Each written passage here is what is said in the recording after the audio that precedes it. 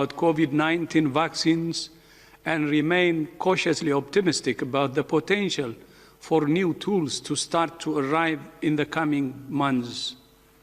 Right now, we're extremely concerned by the surge in cases we're seeing in some countries, particularly in Europe and the Americas. Health workers and health systems are being pushed to the breaking point.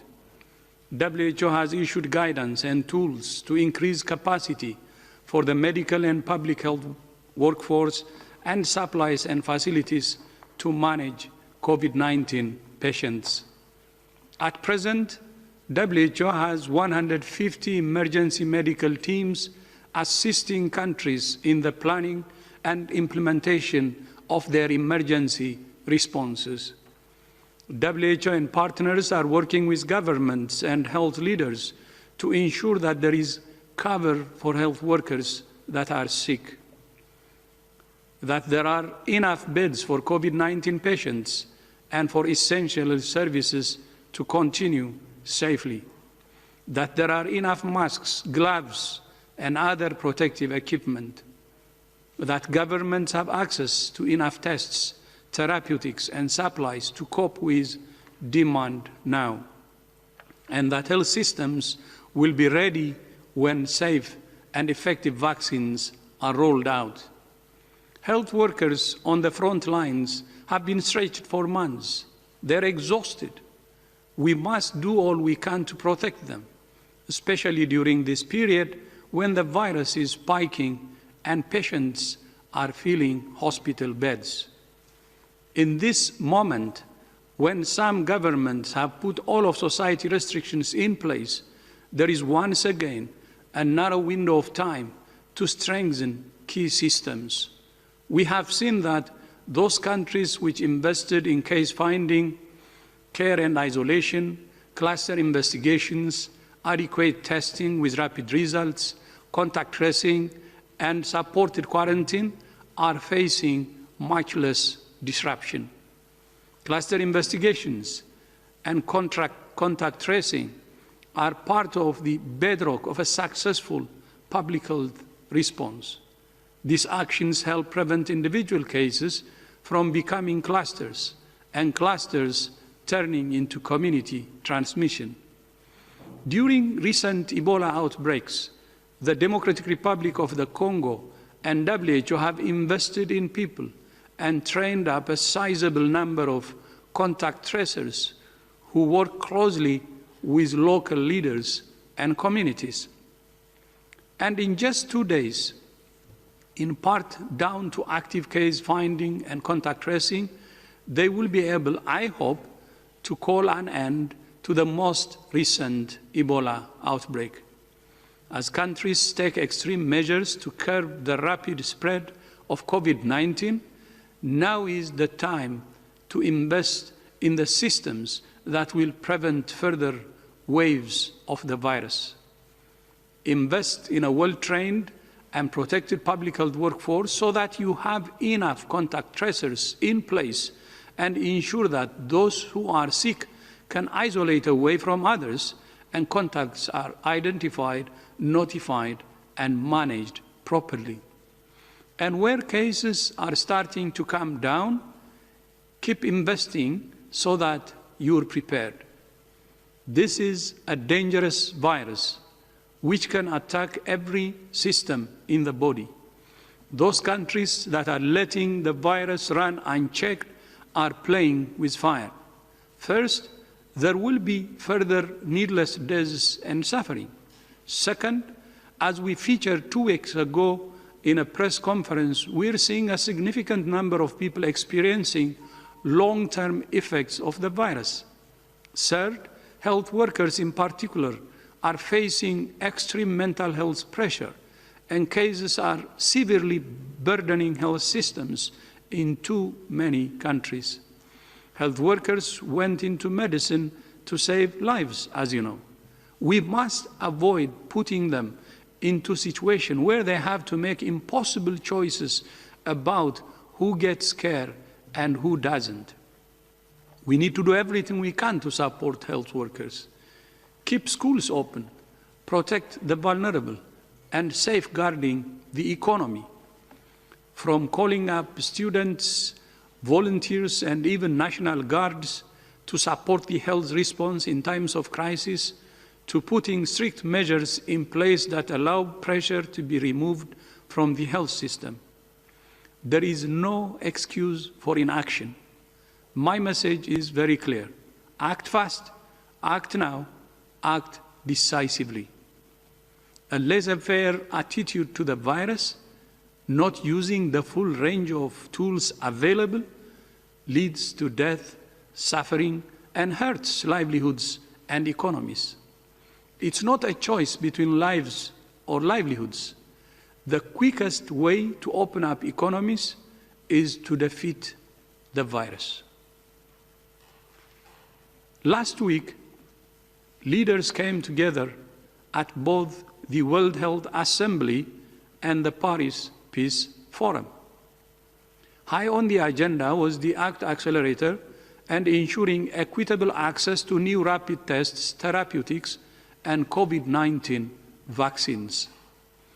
The European Commission, France, Spain, the Republic of Korea, and the Bill and Melinda Gates Foundation pledged $360 million to COVAX, the vaccines pillar of the ACT Accelerator. New contributions bring the total committed to $5.1 billion. This is very substantial. But to ensure that tools are rolled out quickly across the world so that we save lives, stabilize health systems, and drive a truly global recovery, another $4.2 billion is needed urgently, and a further $23.9 billion will be required in 2021. With countries spending trillions to prop up economies, COVAX represents the best possible deal as it will mean a quicker recovery for all and an end to stimulus. G20 leaders will meet this weekend. This is an opportunity for them to commit financially and politically to the ACT Accelerator and COVAX so that together we can end this pandemic quickly. It's also a moment for us to strive for the world we want. This cannot be business as usual. The time has come for a fundamental shift toward health being seen as an investment rather than a cost, and the foundation of productive, resilient, and stable economies. Health is central. To reflect this, last week I launched a new council on the economics of health for all, to be chaired by distinguished economist Professor Mariana Mazzucato, to put universal health coverage at the center of how we think about value creation and economic growth. Health, like the climate crisis, inequality, and conflict, cannot be tackled in silos. A new collective way forward is needed to ensure that we deliver on the promises of the past and tackle these intertwined challenges together. I thank you. Thank you, Dr. Tedros, for those remarks. I would like just to add an information. We have with us Dr. Soumya Swaminathan, Chief Scientist, and Dr. Kate O'Brien, Director, Immunization, Vaccines, and Biological, remotely. Now, I would like to open the floor to questions from members of the media. I remind you that you need to raise your hand, use the raise your hand function in order to get in the queue to ask your question. I will start with Antonio Brotto from EFE, the Spanish news agency. Antonio, can you hear me? Sí, Fadela, hola. Yes, Fadela, good afternoon. I wanted to ask about the vaccines that are giving good results, and in particular Moderna, because Moderna is the only one of the three that has shown results above 90%, and which is in the COVAX network. So how is this good preliminary news from Moderna affecting the research programs and the distribution programs that the WHO and Gavi are working on through COVAX? Thank you. Thank you, Antonio. Dr. Swaminathan, can you hear me? Yes, I can. Thank you for the question.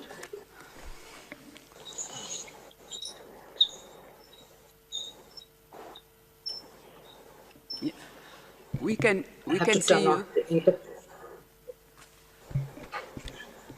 Because there was an echo. I can start and maybe it can come in. The question, I think, was about the news of the Moderna vaccine. Yes, exactly. That is quite encouraging. We've just heard about the interim results from the press release from Moderna. It's a fairly detailed press release. And we know that in the interim analyses, it appears that the vaccine has a protective efficacy of over 90%. It's about 94%. Of course, we need to wait and see what the final efficacy and the safety profile of this vaccine will be when the whole data is analyzed after they reach their primary endpoint and also have enough follow-up of at least 2 months of half the trial participants for the side effects. And that will then be submitted to the regulatory agencies. As far as the COVAX facility is concerned, we're working very closely with Gavi and CEPI. The facility has been established, and the facility is discussing with vaccine manufacturers from around the world. We're open to procurement of vaccine doses. There are criteria, of course, for the procurement, and there is an independent prioritization group that's been set up that will look at the dossiers, that will look at the data that manufacturers are submitting. And then there are the cost considerations as well. There's the affordability, and then there are practical considerations like the need for cold storage, the number of doses of vaccine that will be required, the ease of the number of doses that may be available early in 2021.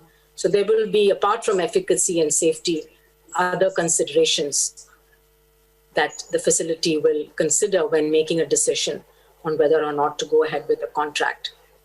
So at this point, there is we cannot announce anything further about which companies there are negotiations going on, of course, with several at the moment. And one very encouraging thing is to see that at least with the 2 mRNA vaccine results that we've heard, Pfizer and Moderna, that we seem to be achieving high efficacy. But there are many, many questions still remaining about the duration of protection, the impact on severe disease, the impact on different subpopulations, especially the elderly, as well as the adverse events beyond a certain period of time. So we also hope that the clinical trials will continue to collect data, because that's really going to be important for us to know about in the long term. And we're looking forward to getting more results in the coming weeks from the other vaccine trials that are currently in progress. Over. Thank you, Dr. Swaminathan. Dr. O'Brien, do you have something to add?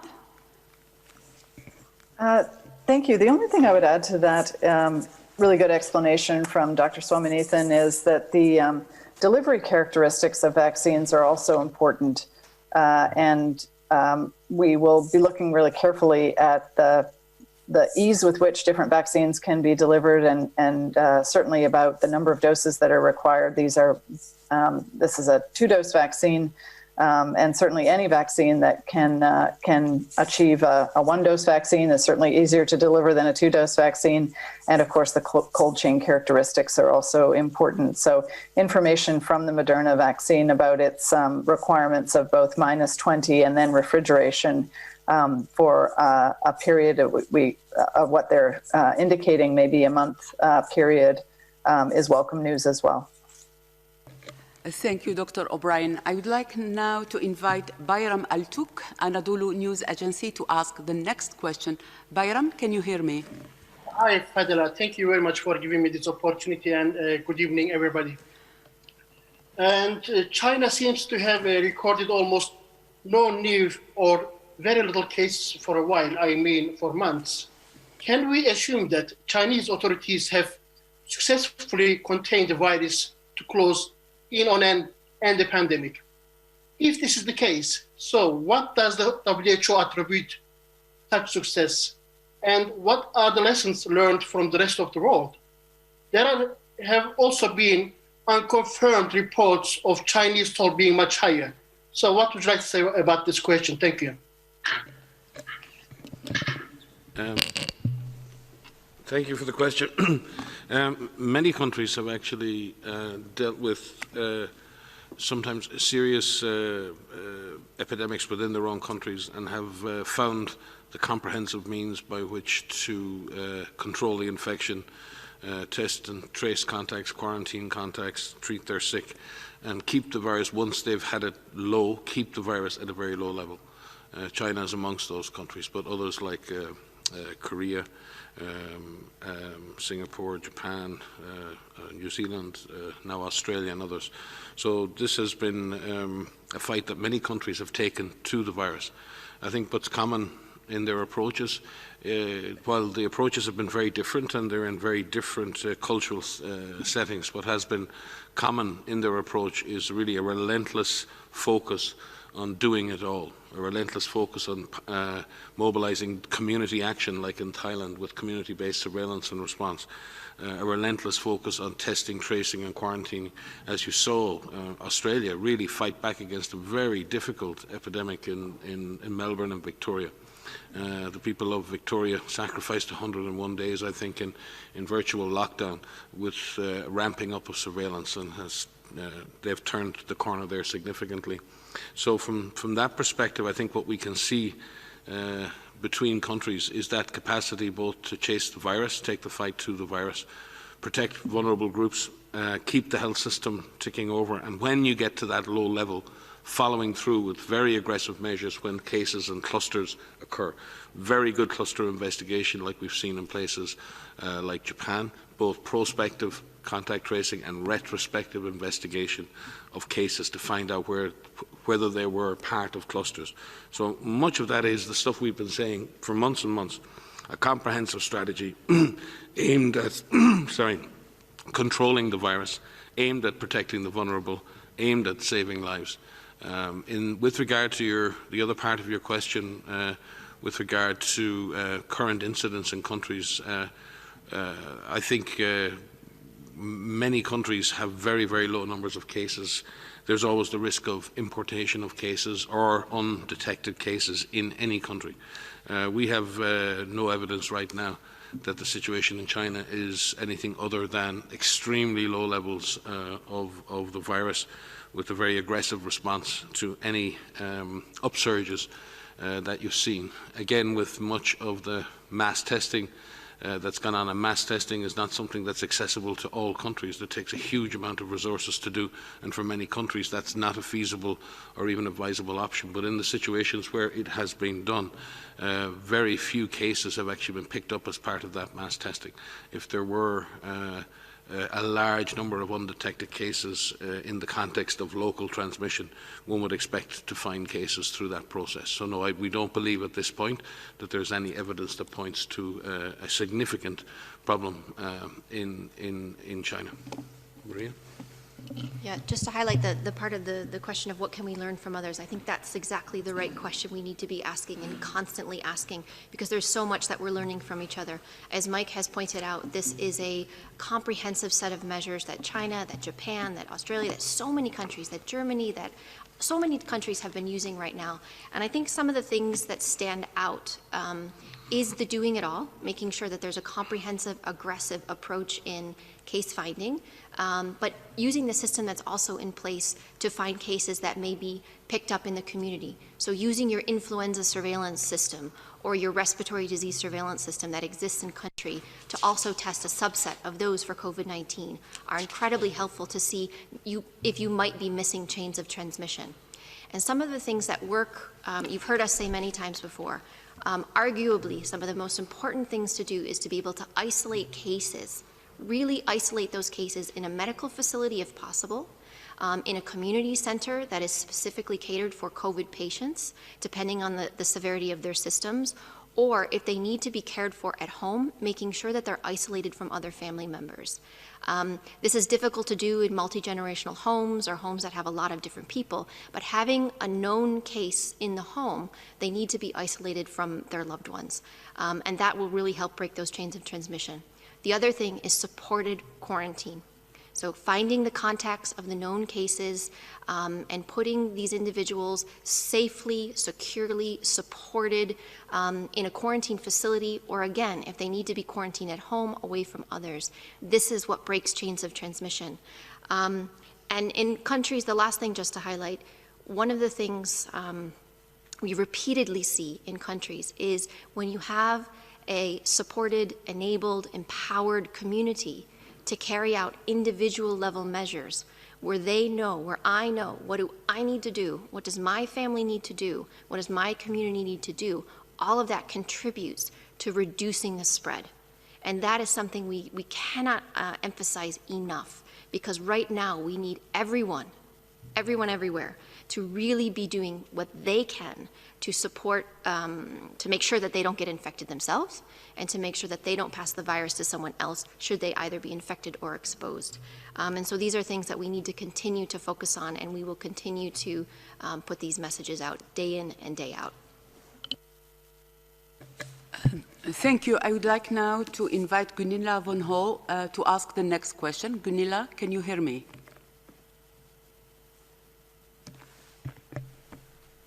Yes, I can hear you. Can you hear me? Yeah, very well. Go ahead, please. Thanks, Mariela, and thank you for taking my question. It concerns Sweden.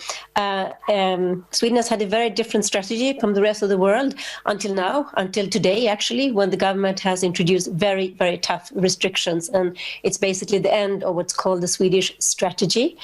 I'd like to hear what you think about this. Is this radical shift, is it a sign of a misunderstanding or misjudgment, or what has been needed really to stop the virus? And how useful can it be in this situation with a surge of cases to recommend the use of face masks in Sweden, which is basically the only country not recommending face masks? Thank you. I think all countries have had to adapt to the realities of this wave of transmission of the virus. I think it was quite clear in the first months of the spread of this disease that while it had a major impact, the vast majority of people still remain susceptible to the virus, in most cases more than 90%. As the virus has spread again, particularly in the European region, and as people have suffered that fatigue of maintaining physical distance, wearing masks, hand washing, not attending crowds and gatherings, it is difficult. It's difficult for all to maintain discipline in that, self-managed discipline in that. The Swedish authorities had engaged and had, I believe, very high levels of compliance with their original measures back in the spring. And that social contract that exists in Sweden, the fact that the majority, I think over 50% of households in Sweden are single-person households. They did see issues in long-term care facilities amongst some immigrant populations who live in multi-generational homes, so it wasn't without its difficulties. I think this time round, Sweden has begun to implement and ask its population to do even more in terms of behavioural adaptation, and it has added into that some mandated measures. WHO's advice regarding regarding mask wearing, I think, is quite clear. Masks work in particular environments where you can't maintain physical distance, where you're in a crowded setting. We would like people to look at all aspects of how you protect yourself, to look at your risk score, in a sense, on a weekly basis. You need to look at all of the activities in terms of the locations, the durations and the intensity of the contact you're going to have with people in those situations. There are many situations where wearing a mask is a very good addition to all of the other measures, maintaining physical distance and washing hands, avoiding crowded places, and in particular linking the hand sanitization and hand washing to mask use as well. It's really important that people wear masks properly, use the right kind of masks, but also wear masks properly fitted on their face and not under their nose, and also take care that when you're applying the mask and taking off the mask, you're using your hands, and therefore that should always be done with proper regard for sanitization. So we would advise all countries in situations of widespread community transmission to consider the utilisation of masks in those specific contexts where transmission risk is high. I'll pass to Maria for the specifics on that. But again, with regard, it's easy in all of these situations. Countries are on a journey, and countries are trying to use the data as best they can to protect their populations. These decisions are made in good faith. They are evidence-based, and they represent the considered view of people who advise on policy. Adjusting and shifting and changing those policies is not a weakness, that's a strength. It takes courage sometimes to move away from a path and recognise that you have to add additional measures. That's not a failure, that's a sign that the system is capable of listening, adapting and adjusting to new realities that you didn't expect to be the case. So this is not a time, I believe, for recrimination. This is a time for solidarity, of moving forward together, finding the right combination of measures that works, and then implementing it in a consistent and fair fashion with the least recrimination possible, maintaining unity, if at all possible, between all sectors of society and government. Maria? Nothing. Okay, thank you, Dr. Ryan. I would like now to invite RFI, Jeremy Lange from Radio France Internationale to ask the next question. Jeremy, can you hear me? Yes, I can hear you, Fadela. Can you hear me? Yeah, very well. Go ahead, please. Thanks, Bob. A question. I would like to know, what is the dominant feeling right now at WHO? Are you more amazed by the results of Moderna, Pfizer, and the likes? Or are you more worried that those vaccines, if proven effective, will only be available in rich countries? Thanks. Merci, Jeremy. Dr. Simao? Let me start, and then Dr. Soumya can complement. Of course, we are very happy to hear positive results, but there are many vaccine candidates coming up with results before the end of this year and beginning of next year. And some will be easier to implement at country level, and some will be more challenging. But overall, we see the landscape as very, very promising so far. And the fact that we have already 2 vaccine candidates that are showing interim results at 94.5 efficacy results, it's quite encouraging. Of course, as I mentioned, there are challenges in the implementation, but we are also aiming through the COVAX facility in ensuring that countries will have a chance opportunity to have access to the vaccines they prefer in due time, and that we don't have a long lagging period between these vaccines reaching developing countries and developed countries. Soumya, I don't know if you want to complement.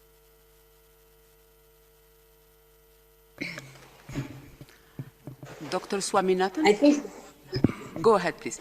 Mary Angela has answered the question.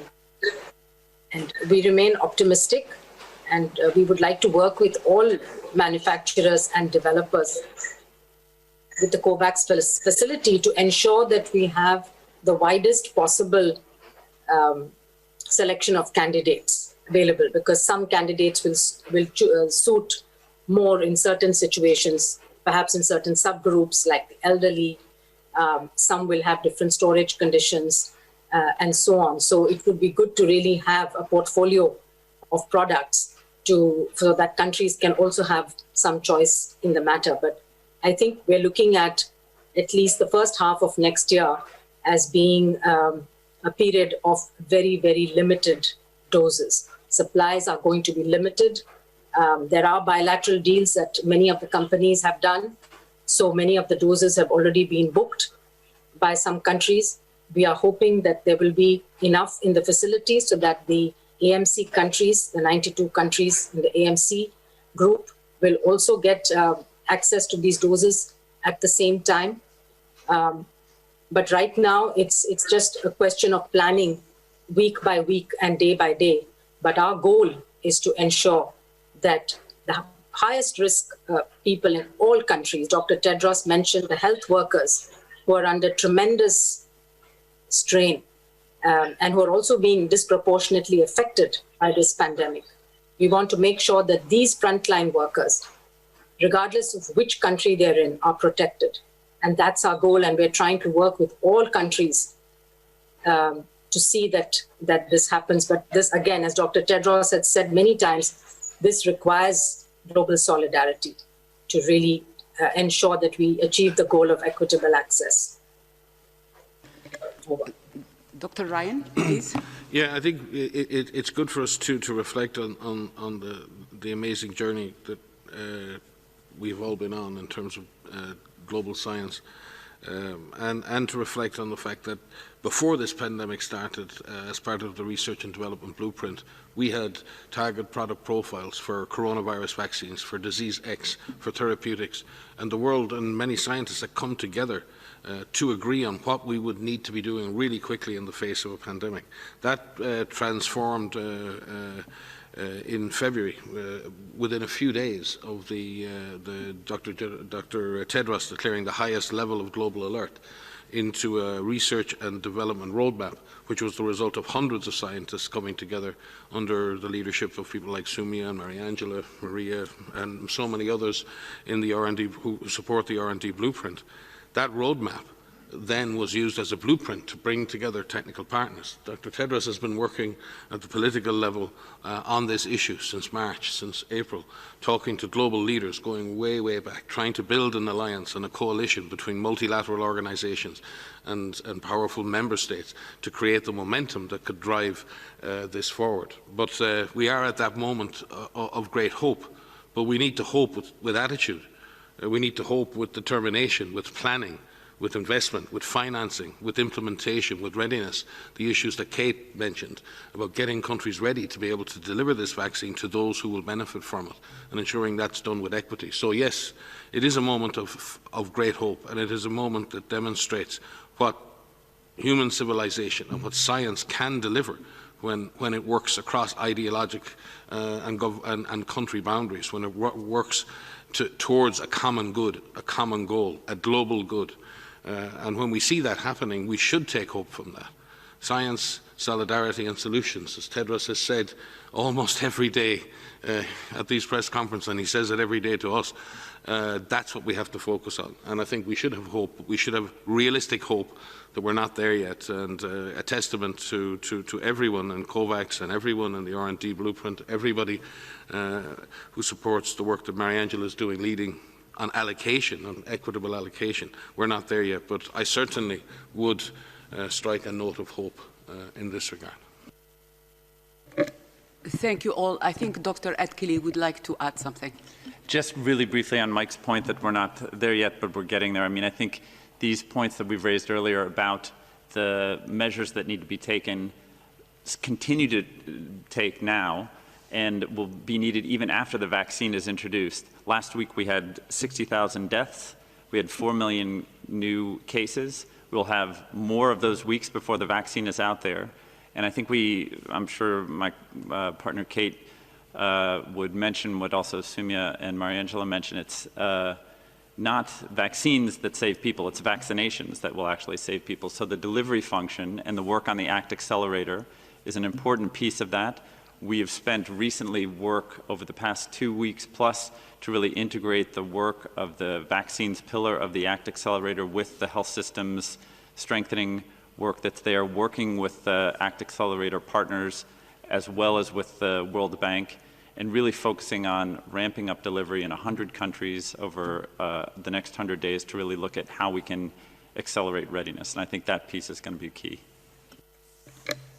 Thank you. I would like also to ask Dr. Kate O'Brien, who has something to add. Dr. O'Brien? Yeah, I really want to emphasize the great excitement there is, not only at WHO, but I'm sure around the world with the results that are coming out now from 2 phase 3 clinical efficacy trials. The part I really want to emphasize is we have plenty of vaccines that are life-saving vaccines. Measles is an example of that, a highly efficacious vaccine, over 95% efficacy, and yet we still have measles outbreaks. And so the importance of having achieved, if obviously the data need to be reviewed by regulators and a full analysis of the data needs to be taken, and these trials need to be completed, as Soumya has emphasized. But this is, there was a really nice analogy recently about getting to vaccine efficacy is like building base camp at Everest. But the climb to the peak is really about delivering the vaccines. And this cannot be overemphasized, that the people who need to receive these vaccines are the ones who really are the focus now, as we start to see that we have vaccines that may in fact really have very strong efficacy. So the work is really beginning in every country around the world of exactly how are we going to manage in every country to immunize health workers. We don't have strong programs for immunization of adults in many, many countries around the world. So this is really going to have to lean on the programs for immunization that we have in every country around the world, but they have largely focused on infants, children, and adolescents. So there's an enormous amount of work to do and resources that will be needed to actually deliver the vaccines to everybody who needs these vaccines, should they, in fact, come forward as some of these press releases indicate they should. Thank you all. I would like to give the floor to Tomo from Kyoto. Tomo, can you hear me? Yes, can you hear me, Fadila? Very well. Go ahead, please. Thank you. Dr. Tedros, congratulations that you're back in the actual podium, not the virtual, on this press conference. So you have finally tested negative on the coronavirus. And another question, if I may, to Dr. Pankerkov. We see the reports of Associated Press that there's a cluster of infections going on in WHO. Could you clarify about how many cases in WHO headquarters and how serious the situation is? Thank you. I will thank you, Tomo, for the question. It's nice to hear your voice again. So yes, we are, as you know, as all workplaces, we are following infections, and we're monitoring the health of all of our staff all over the world. We have had cases that have been staff members, and yes, I did also see the AP story. There have been 65 cases associated with HQ staff, headquarters staff, not all of which have been on the premises. There have been 36. Those 65 are from the start of the pandemic. So let us be very clear on that. And clearly, the AP is reporting on an email that was sent to staff about that. So those are 65 cases reported since the beginning of the year. 36 have had access to the premises, who have been on the premises. As I'm sure you know, we've greatly reduced our staff in the building. We're working in these different types of phases depending on the epidemiologic situation in the areas that are around us, as most workplaces are doing. And we have had some cases that have been associated with the premises. We do have some cases in the last week that are linked together. We don't know if they're an actual cluster. So what we do is when we have any cases is we first make sure that they have access to a test, make sure that they have access to appropriate care. All are doing well. All have mild disease or asymptomatic. And we are tracing back, and we're also tracing forward. So what we do is we carry out contact tracing to see who they came in contact with, to see if there are any further onward transmission, as most countries are doing. But we also look back to see what did they do in the previous 14 days, for example. And so we do have cases that are linked within a team, but there are possible ways in which they were infected outside of the premises. So we're still doing the epidemiologic investigation with that, with these individuals, but they are all doing well. And just for your information, we have initiated a number of practices in the building, again, as all workplaces have, with our physical distancing, with the use of masks when we can't physical distance, making sure our ventilation is appropriate, making sure that we reduce the footprint on the campus, we limit our in-person meetings. We have utilized a lot of the different online platforms to have our meetings so that we continue to do the work that we do. We have tape on the floor that help us, where it's appropriate to sit to make sure that we keep our spacing. So we are constantly looking at the measures that we have in place. We adjust them as necessary, and we will continue to do so. So thank you very much for the question and the concern for our staff.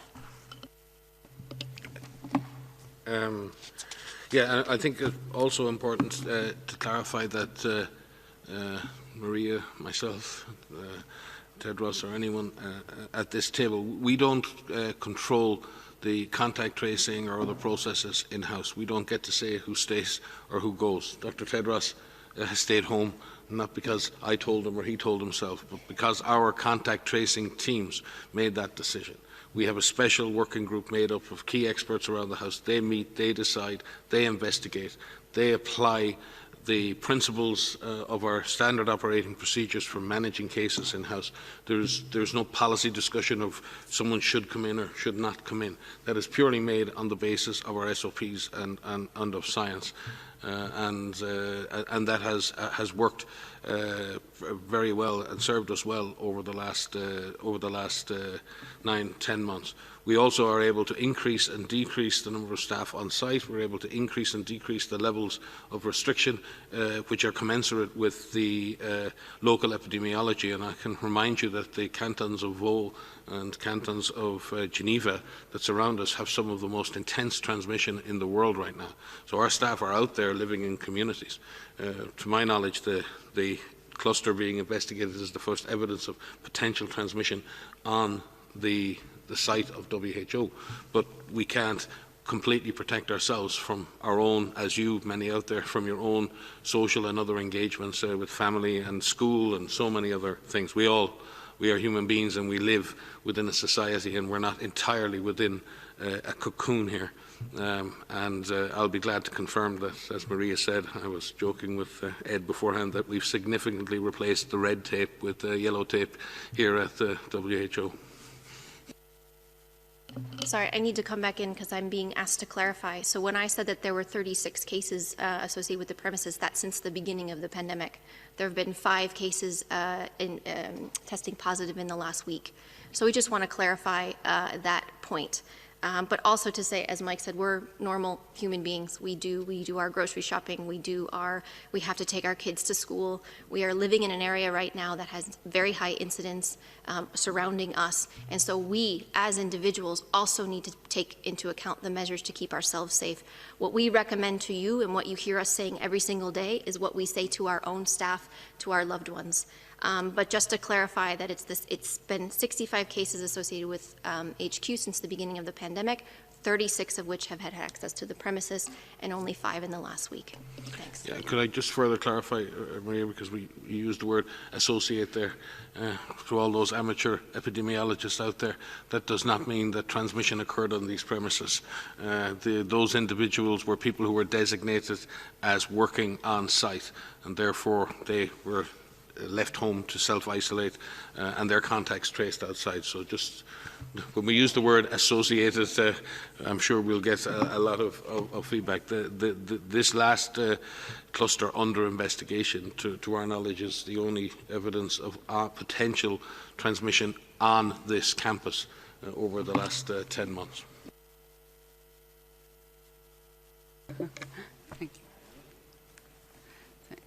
Thank you. Thank you both. I would like now to call on Elana Gordon from the World GBH to ask the next question. Elana, can you hear me?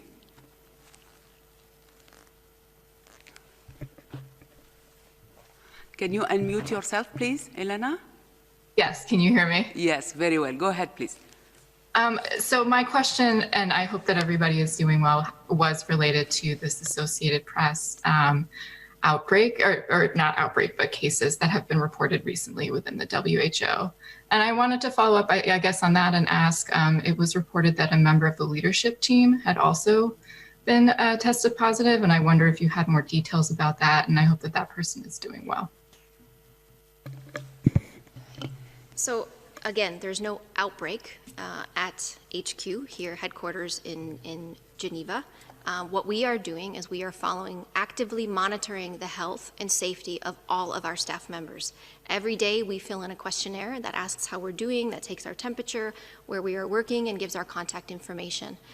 If anyone fits a suspected case definition, they are followed up and they are tested, and we make sure that people get the appropriate care that they need. We have been doing this since day one. We have taken a number of steps to make sure that we reduce our opportunities for infection. We reduce the opportunities for any potential transmission in the building and elsewhere. So this is something that we take very seriously, as all workplaces do. And so those who test positive is confidential, as is confidential in other locations as well. But the people who had tested positive in the last week are doing well. They are being followed up. They are resting comfortably at home. We're checking in on them every day and making sure that they have what they need. And if they need any support, then we will drop off care packages if necessary. And we are also making sure that those who are contacts have been identified and are also being supported in quarantine. So that is something that we will continue to do until this pandemic ends. Thank you, Dr. Kelly. And just to add to that, I mean, since it's a question about leadership team, I think it's also important to add, last week we just completed the first fully digital World Health Assembly with all of our leadership participating, Dr. Tedros obviously at a distance. So as someone who's been here with the team since the beginning of the outbreak, I can tell you, as Mike says, the amount of yellow tape telling you which way to go up the corridor, which way to come down the corridor, where you can sit, where you can't sit, the amount of space in between, the amount of space shut down in terms of any eating establishments, the amount of cleaning that is happening in all of the offices is exponential and has gone up during the time that we've been here. We've also looked at an opportunity to really change the way WHO does its business, how it engages with countries, how it engages with senior leadership, and how our leadership engages with them. So I think those are also opportunities. Thank you. The next question is for Agnès Pedrero from Agence France Presse. Agnès, can you hear me? Yes, hello, I can hear you. Hi, everybody. Thank you for taking my question. It's just a follow-up of one question that was asked before from my colleague. It was on the, just to know if Dr. Tedros has been tested negative to come back to the headquarters. Thank you. Maybe I didn't listen the answer, but sorry. Thank you. Thank you. First of all, glad to be back. And second, working from home is very tough. Of course, I work on weekends and evenings, even before COVID, during COVID. But when you do it during the working days, working hours from home, it's very, very difficult, especially coordinating running an assembly while under quarantine is very, very tough, as you can see. And the most busiest 2 weeks while I was under quarantine because of the assembly, but at the same time the most difficult. But I was okay, no symptoms. It's day 17 now, and followed the protocols. Because of no symptoms and also the full follow-up of the protocol, I didn't see the need for testing. I can assure you that I'm okay, and actually very, very busy. So the most important thing is following the protocol. Thank you. Thank you, Dr. Tedros. I think we are coming to the end of this press conference. Before I close it formally, I would like to invite Dr. Tedros for his final words. Dr. Tedros, the floor is yours. Okay, thank you. Thank you, Fadila. And thank you so much for those who have joined today. And see you in our upcoming presser. Thank you. All the best. Thank you, Dr. Tedros and colleagues, for your participation. And many thanks to journalists who are regularly following our press briefings. And special thanks also to our interpreters team. I remind you that we will send you the audio file and Dr. Tedros' remarks right after the press conference. The full transcript will be available as of tomorrow on the WHO website. If you have any follow-up question, please don't hesitate to contact the WHO media team. Thank you and have a nice evening.